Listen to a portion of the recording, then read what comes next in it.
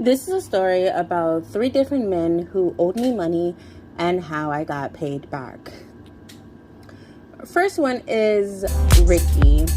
He and I have known each other for a couple of years. Real good guy. He was my first ever business investor.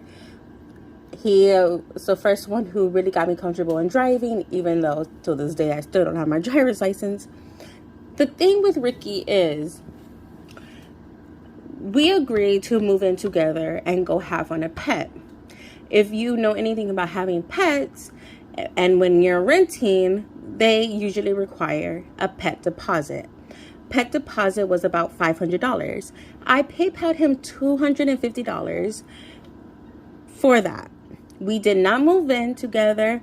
We did not get a pet together. Therefore, my $250 was owed to me. He felt that he didn't owe me any money because in our business agreement, he had yet made a profit. So I dropped it. I didn't call him. I left him alone.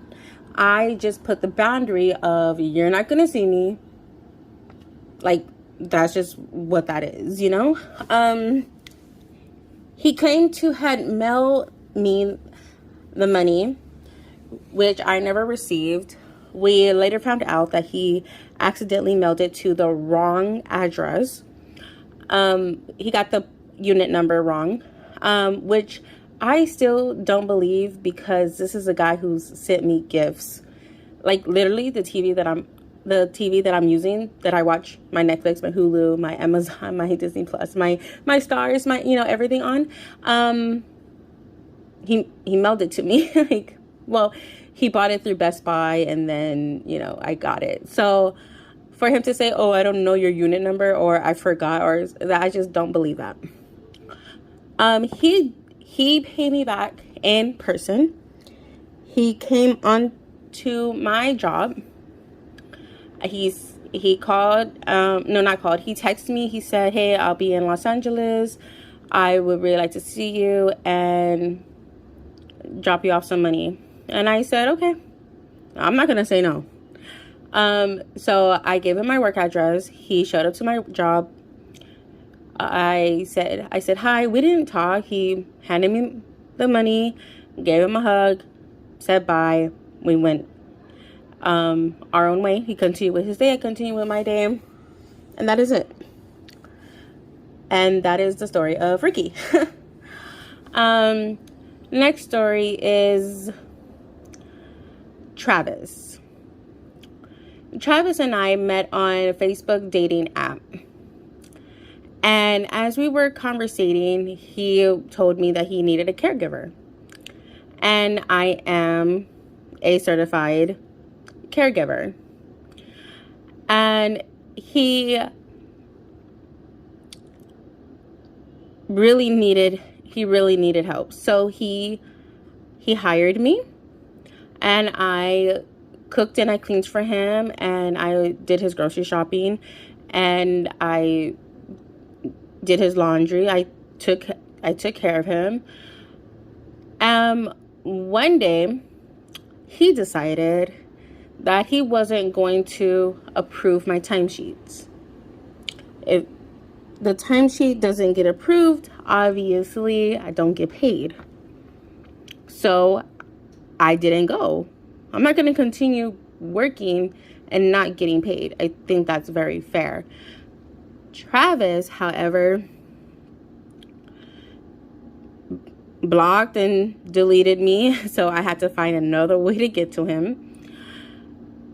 So my sister actually called him, spoke to him as if she was a social worker, and he approved the timesheet, and that's how I got paid. Brian is up next. Brian and I met on Facebook dating app. Also, we actually have a mutual friend. She's my baker, and coincidentally, he and her went to high school together. So that's, you know, it's a small world. So that's very cool. He has shared that he was going to New Orleans for a family event. It was a baby shower.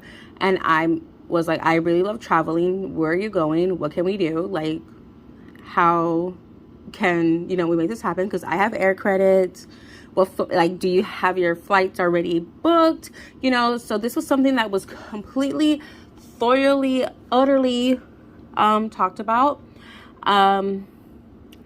He said that his finances weren't really in order and that he would absolutely pay me back. And we absolutely discussed where we were staying, who was taking care of what, and we had complete talked about this via text, via phone call, face to face.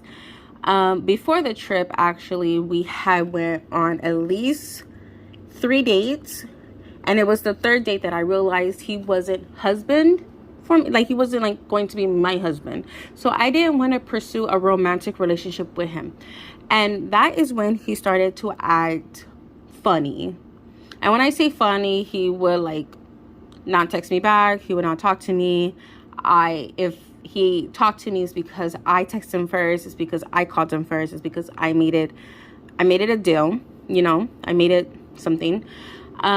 We got on the flight together, and we shared a hotel room together. I had my own bed. He had his own bed, but we did not actually have a trip together.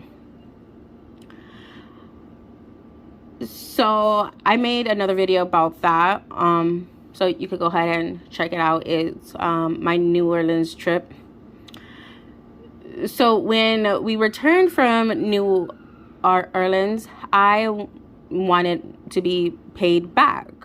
I had understood, he had told me that he was going to pay me back September the 1st. My ex-best friend and I actually knocked on his door September the 1st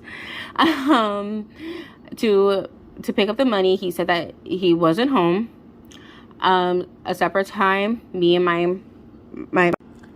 my brother Sam and I was driving, and I decided to drive to his house. And luckily his mom was there, and I explained the situation to his mother, and his mother kindly paid his debt for him. He owed me over $800. That was not something I was just gonna give up on. And now I don't have anything to do with any of these 3 men.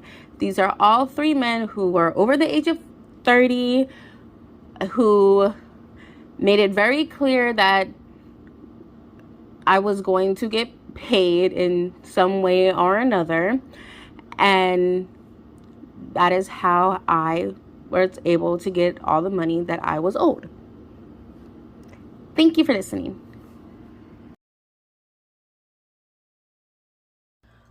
Also, just for the record, I never fucked Travis and I never fucked Brian.